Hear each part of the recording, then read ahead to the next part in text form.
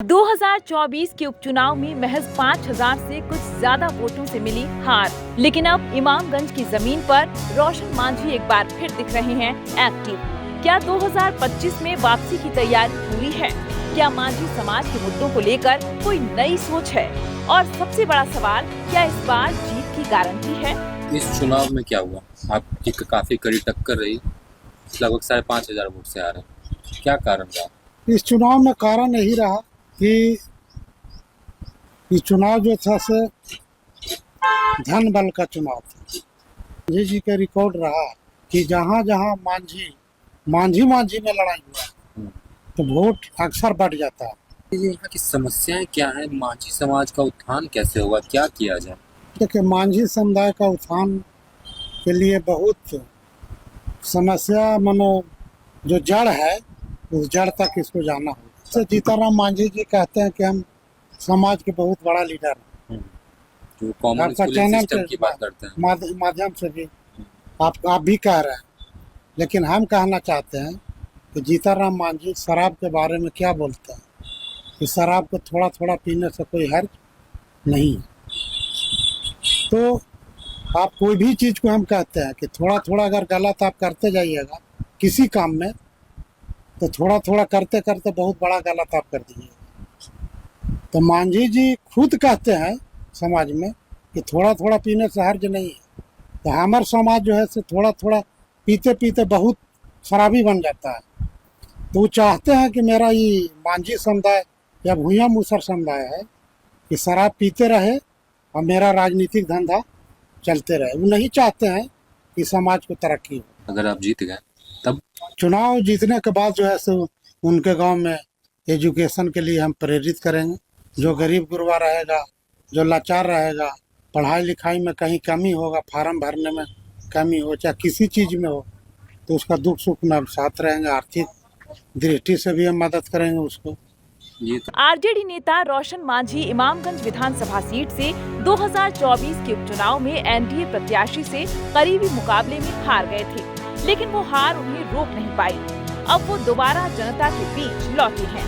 मुद्दे वही हैं, सड़क, शिक्षा, स्वास्थ्य और समाज की असल भागीदारी। तो हम इमामगंज विधानसभा क्षेत्र के डुमरिया प्रखंड पहुंचे हैं, जहां हमारे साथ मौजूद है राजद नेता रोशन मांझी। रोशन मांझी ये पिछले साल 2024 में हुए उपचुनाव में खड़े थे और इन्होंने दीपा मांझी को कड़ी टक्कर दी थी। उस चुनाव में करीब 5,000 वोटों से इनकी हार हुई। तो वहीं इस बार इस चुनाव को लेकर ये तैयारी में जोर शोर से जुटे हुए हैं। तो हम इस बार जानेंगे इनसे कि इस चुनाव में क्या तैयारी है चुनाव को लेकर, और जो अभी वर्तमान विधायिका हैं उन्होंने क्या काम किया है, नहीं किया है और क्या होना चाहिए, और जनता की क्या मांग है। इन सब विषयों पर हम इनसे बात करेंगे। तो रोशन जी, हम लोग शुरू से शुरू करते हैं। राजनीति में कैसे आना हुआ, कब से प्रवेश हुआ, मतलब शुरुआत कैसे हुई?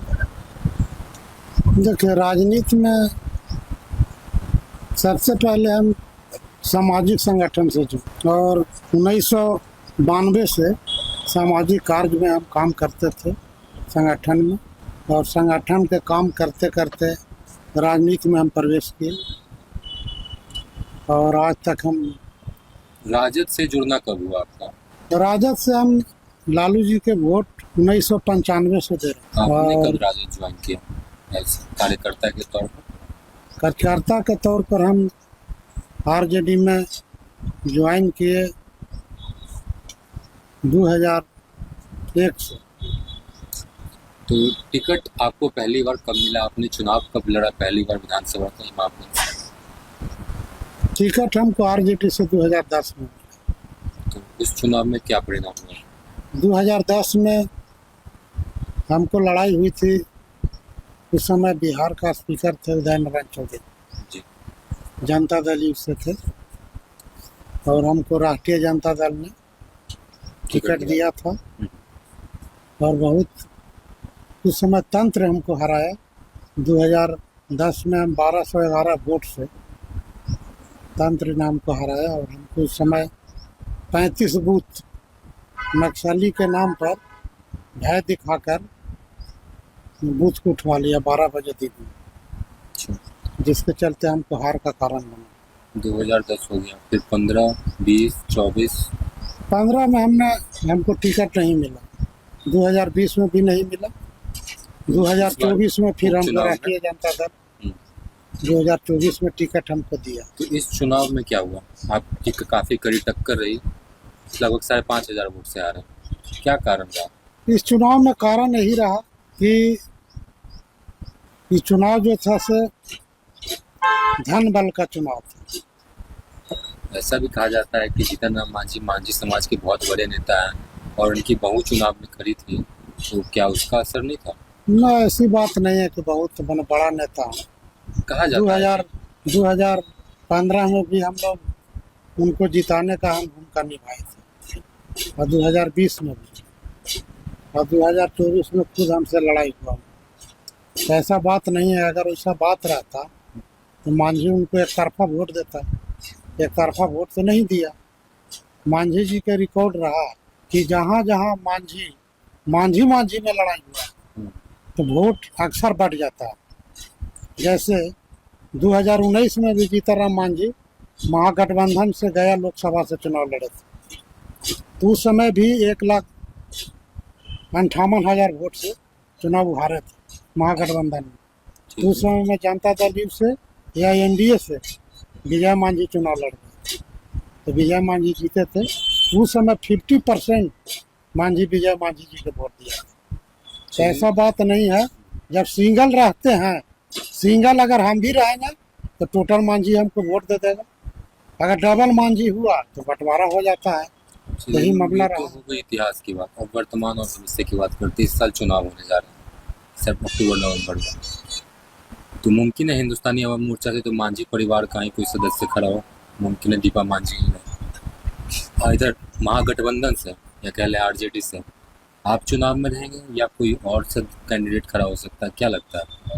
देखिए, हमको तो यही लगता है कि पार्टी का जो दिशा निर्देश होगा उसका हम पालन करेंगे और पार्टी जिस कैंडिडेट को सूटेबल समझेगा उसको टिकट देगा और चुनाव मैदान में आएगा।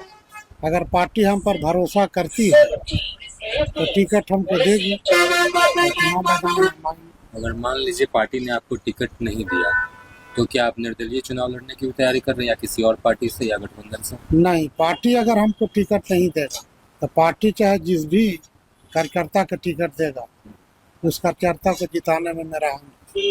तो अब ये बता दीजिए यहाँ की समस्याएं क्या है, मांझी समाज का उत्थान कैसे होगा, क्या किया जाए? देखिए, मांझी समुदाय का उत्थान के लिए बहुत समस्या मानो जो जड़ है उस जड़ तक इसको जाना होगा। वो कैसे होगा? वो अभी 2 मिनट में हम नहीं बता सकते हैं। फिर भी कुछ इसका जड़ है। ऊपर कुछ ये इसका सबसे पहले है कि समाज के एजुकेशन में आने की और इसको प्रेरित करने की आवश्यकता है। वो कैसे होगा? एजुकेशन से वो तरीका हाँ, क्या जैसे जीतनराम मांझी जी कहते हैं कि हम समाज के बहुत बड़ा लीडर हैं। जो कॉमन आपका स्कूलिंग चैनल सिस्टम के की बात करते हैं, माध्यम से भी आप भी कह रहे हैं, लेकिन हम कहना चाहते हैं कि जीतनराम मांझी शराब के बारे में क्या बोलते हैं कि शराब को थोड़ा थोड़ा पीने से कोई हर्ज नहीं है। तो आप कोई भी चीज़ को हम कहते हैं कि थोड़ा थोड़ा अगर गलत आप करते जाइएगा किसी काम में तो थोड़ा थोड़ा करते करते बहुत बड़ा गलत आप कर दीजिएगा। तो मांझी जी खुद कहते हैं समाज में कि थोड़ा थोड़ा पीने से हर्ज नहीं है। तो हमारा समाज जो है से थोड़ा थोड़ा पीते पीते बहुत शराबी बन जाता है। तो वो चाहते हैं कि मेरा ये मांझी समुदाय या भूया मूसर समुदाय है कि शराब पीते रहे और मेरा राजनीतिक धंधा चलते रहे। वो नहीं चाहते हैं कि समाज को तरक्की हो। जो वो चाहते हैं नहीं चाहते हैं वो बात अलग है। वो तरक्की होगा कैसे? आप क्या कीजिएगा? मान लीजिए आप चुनाव जीत गए, आप क्या कीजिएगा, कैसे तरक्की होगी? हम चुनाव जीतने के बाद तो मांझी में खासकर हम बता रहे हैं कि पहले भी हम बताया कि सामाजिक कार्य करते थे, तो उनके गांव में हर टोला मोहल्ला में रात वहीं हम गुजारते थे 1992 से लेकर रात 2000 गुजारने तक। से तो कुछ नहीं होगा ना, लेकिन काम उसको करना जगाते थे हम लोग, प्रेरित करते थे। अच्छा। जाने के बाद है ना उसको हम शिक्षा देंगे हम्म। कैसे करो। ये करने से, पढ़ाने लिखाने से बाल बच्चा पढ़ेगा तब अपना हक अधिकार के बारे में समझेगा। तब वो हम जयबे न करेंगे, कहबे न करेंगे तो कैसे हमारा समाज विकास करेगा? कहना चाह रहे हैं जीतन राम मांझी या दीपा मांझी नहीं जाती इस क्षेत्र में? उन लोग उतना नहीं जाती है। कभी कल आया, जगह दो टोला में गया, अपना चला गया। लोग तो कहते हैं कि हर नेता के ये चुनाव से पहले आते हैं, चुनाव के बाद गायब हो जाते हैं। तो चुनाव का आते हैं, मेरा तो यही घर है, हम्म, हम तो बाहरी आदमी है नहीं। क्या? हम लोग भी काम करते हैं। अभी ये जल्दी में हम आपको प्रखंड बांके बाजार में भी एक सम्मेलन कराए हैं, वो तो चुनाव मांझी का। लोगों का ये भी कहना है कि वो चुनाव है, तो कराए आप हैं। करवाइएगा। हम्म। चुनाव के बाद अगर आप जीत गए तब चुनाव जीतने के बाद जो है सो उनके गांव में एजुकेशन के लिए हम प्रेरित करेंगे। जो गरीब गुरबा रहेगा, जो लाचार रहेगा, पढ़ाई लिखाई में कहीं कमी होगा, फार्म भरने में कमी हो, चाहे किसी चीज़ में हो, तो उसका दुख सुख में हम साथ रहेंगे। आर्थिक दृष्टि से भी हम मदद करेंगे उसको।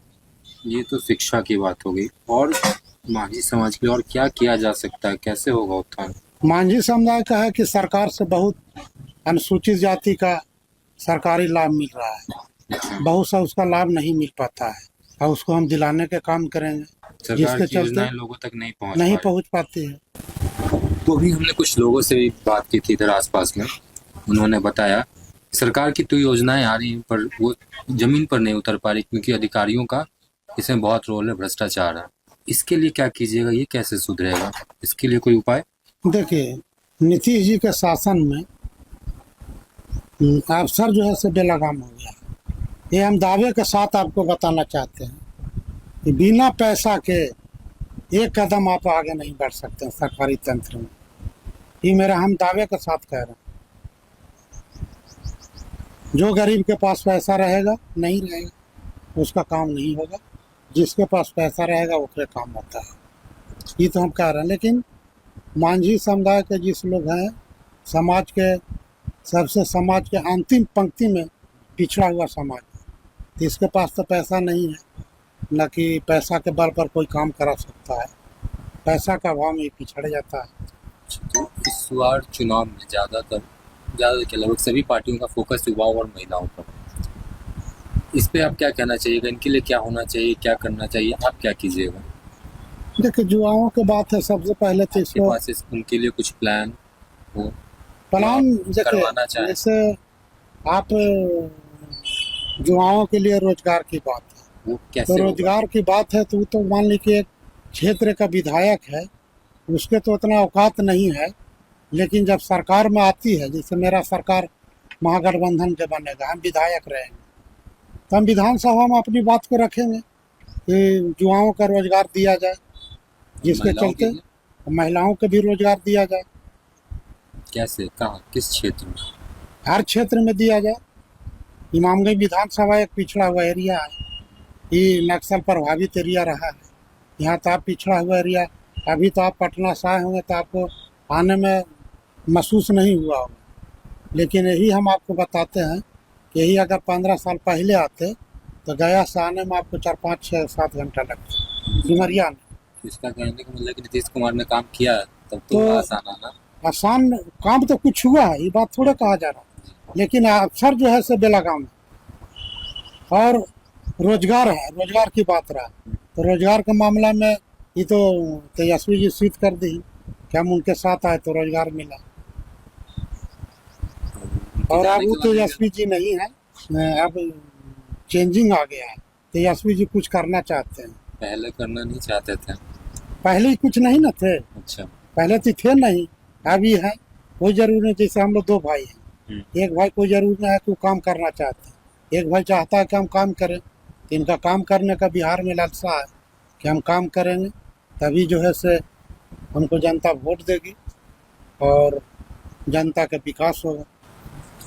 एक तो आप तेजस्वी जी बोल रहे हैं, तेजस्वी जी की बात कर रहे हैं, तो जब भी लालू परिवार या तेजस्वी यादव या उनका नाम आता है तो लोगों के मन में एक भय, एक जंगल राज और 2005 के पहले की जो बातें कही जाती है वो आ जाती है।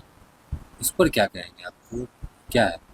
देखिए, जंगल राज नहीं था, कहीं भी हत्या नहीं हो रहा, हमेशा हुआ। द्वापर, सतयुग, कलयुग, हमेशा ही होते रहा है। ये कोई बड़ा चीज़ नहीं हो। आज का पटना में हत्या नहीं हो रहा है, हर जगह हो रहा है। लेकिन जंगल राज नहीं था, वो गरीबों का राज था। गरीब लोग, उनके राज में गरीब लोग के बोलने चलने बहुत सा गरीब गुरुआ के तो हम देखते थे। हम ही लोग के बात हम बता रहे हैं कि ब्लॉक में थाना में लालू जी के जो रीजन में लोग जाना शुरू कर दिया, अफसर लोग यूँ बैठना शुरू कर दिया। पहले ही कहाँ करता था, पहले तो ब्लॉक देखिए ना किया था, पुलिस के लाल टोपी देखता था तो भाग जाता था। लेकिन लालू जी के आने के बाद गरीब गुरुआ के मानो अंदर से एक ताकत मिला है, और ताकत मिला है तो गरीब गुरुआ को मानो मान सम्मान मनोबल गरीब गुरुआ के माननीय लालू प्रसाद जी बढ़ाए हैं। इसलिए विपक्षी तो कहबे करेगा कि जंगल रहता, लेकिन वैसा बात नहीं है। कहा लालू जी ने मान सम्मान ताकत बढ़ाया है, उनकी वजह से हिम्मत मिली, लेकिन उन्होंने गरीबों के लिए किया क्या, पिछड़ों के लिए क्या किया, कुछ बताइए। जैसे देखिए उस समय पैसा भी कम रहता था, उस जमाना में उतना पैसा नहीं था। लेकिन जितना भी था, जैसे उस जमाना में जितना भी राशि था तो उस जमाना में भी कम हुआ है, ऐसा नहीं है कि काम नहीं हुआ। तो लोग कहते हैं कि लालू जी तो जानवरों का चारा खा गए, गरीबों के लिए क्या किया? वैसा बात नहीं था। देखिए जैसे मान ली कि वो मुदई थे और मुदई मुदाले खोज वही की कि जगन्नाथ मिश्रा जी के रीजन से चलते आ रहा था, लेकिन खोज वही की ही। अब खोज में जंजाल में फंस गए या फंसा दिया गया राजनीतिक षड्यंत्र द्वारा। आज भी अगर नीति सिद्धांत से अगर हट के वो समझौता कर लेते तो आज भी जेल नहीं जाते।